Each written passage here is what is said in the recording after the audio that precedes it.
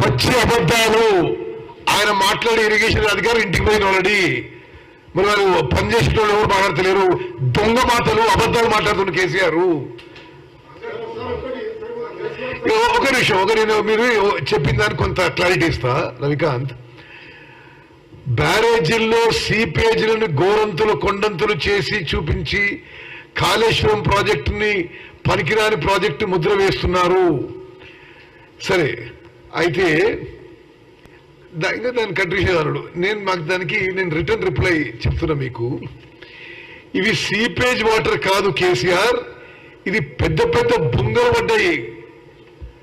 2019లో project ప్రారంభమైన మొదటి సంవత్సరమే 3 బ్యారేజీల్లో కింద వేసిన సిమెంట్ బ్లాకులు లేచిపోయిన సంగతి నాకు తెలుసు. అప్పటి నుంచే 3 బ్యారేజీల్లో బుంగలు పడి నీరు బయటకు వస్తున్న సంగతి కూడా ఈయనకి తెలుసు. వాటిని అరికట్టడంలో, లేచిపోయిన సిమెంట్ బ్లాకులు తిరిగి వేయించడంలో కేసీఆర్ ప్రభుత్వం చేసిన నిర్లక్ష్యం కారణంగా మేడిగడ్డ బ్యారేజ్ పిల్లర్లు కుంగిపోయినాయి.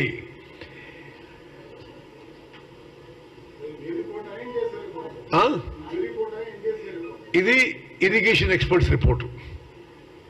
అంటే దిస్ ఇస్ ఫ్యాక్ట్. అంటే this is not some opinion.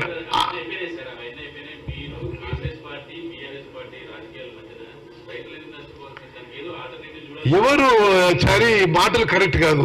ఎవరు రాజకీయం? ఆ దొంగలు ఒక నాసిరకం బ్యారేజ్ కడితే కూలిపోయింది.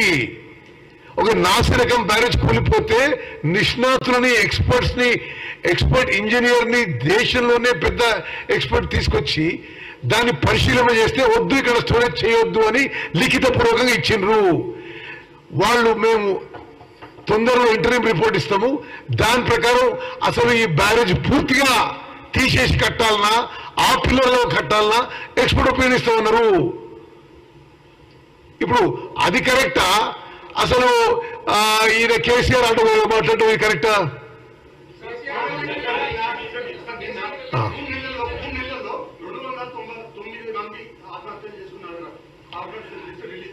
రాహుల్, అది పచ్చి అబద్ధము.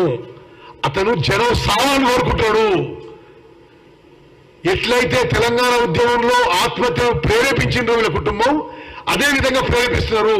తెలంగాణలో ఏ ఒక్క రైతు కూడా ఆత్మహత్య చేసుకోలేదు.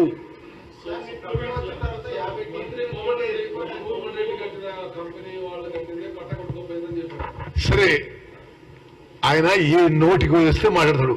మంత్రి కోమటిరెడ్డి వెంకటరెడ్డి చాలా స్పష్టంగా నేను ఏనాడు కాంట్రాక్టర్ని కాలేదు, నేను ఏమీ కాంట్రాక్ట్ చేయలేదు అన్నాడు.